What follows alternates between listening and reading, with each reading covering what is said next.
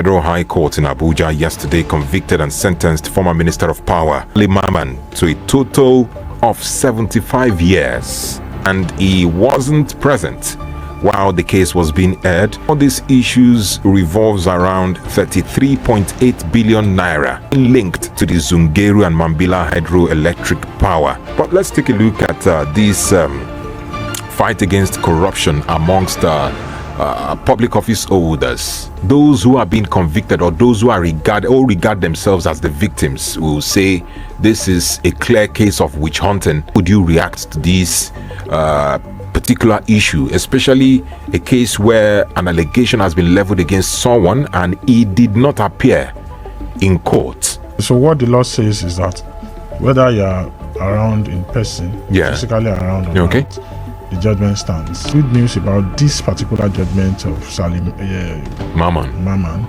is that, in fact, he has even picked up the gubernatorial form of the APC in his state. That tells us that it's not a case of witch hunting. And then when these people say that once you are found, wanting in your past assignment and your past office, why you were holding sway in one public office or the other, and then you move to the APC, you'll be shielded.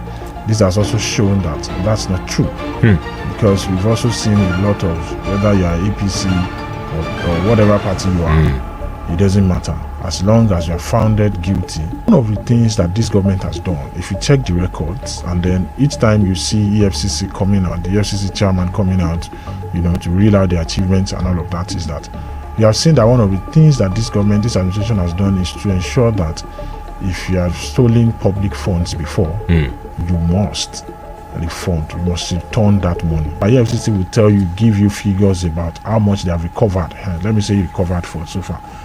Part of the NEL fund money, there was a time that EFCC gave the NEL fund, the agency, 50 billion naira out of the recovered funds. So one of the things the administration has done so far, and they've done well, is to first of all ensure that if you have stolen public funds before, they get it back from you. And so it is not a matter of whether you remain in the APC or not. Okay. The government is at least doing what it can do to ensure that they fight corruption. God, you mentioned this of the former governor of Kogi State, Yaya Bello. Many would say that why is the case still stalling? Why has it not been, sentenced? We understand the fact that some funds has been retrieved. How would you assess the fight against corruption in this administration compared with previous administration? I think that what we used to have mostly before was media trial. That Nigerians, we love optics a whole lot. So once you're not shouting, once you're not displaying cameras, they feel that you're not doing anything. And that's why I said that if you have followed the current FCC chairman, Kayode, you will see that he's not a man of optics, but each time he's not a man of camera, he's not a man of social media, and that's what we've always seen in the past. We just see the commencement.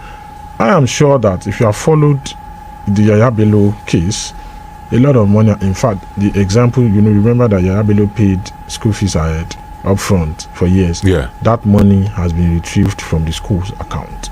A whole lot of houses maybe were retrieved from him, were recovered from him, and the Bureau de Change operators that he was using and all of that. So a whole lot of money have been retrieved.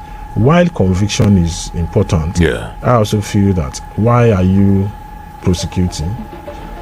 Prosecution is not just to throw people in jail. It is also important that whatever you have taken from the government is recovered. And a lot of, look at this DG of I forgot, the Energy Commission, that was arrested. No noise. And no noise. I'm sure that. And then the investigation has been, discreet and all of that. So for us, I think for Nigerians, for us as Nigerians, what should we look out for? Should it be noise or performance or results? And I think that by the time the EFCC comes out to reel out their results, what they have recovered so far, the money that has been recovered, the properties that have been recovered and all of that, I think that it will be a very good one. Because what we need, like I said, whatever belongs to the government that anyone has taken, anyone, irrespective of party status, tribe or religion, or whatever you come from, should be taken back and put back into the government coffers. All right. I think that's what is more important.